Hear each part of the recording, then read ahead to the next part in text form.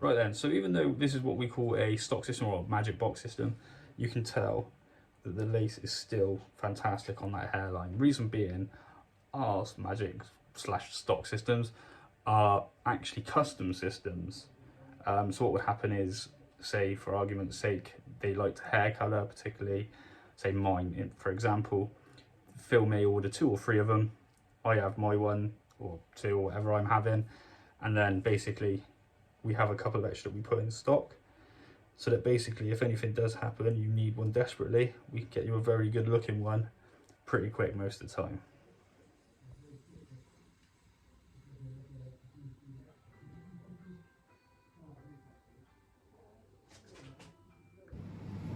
Right, so we're all finished. Just going to quickly spray off a little bit, show you that hairline and how good they look. And that really good hairline on this one again. So I'm just going to dry it off and style it, and we'll show you the end product.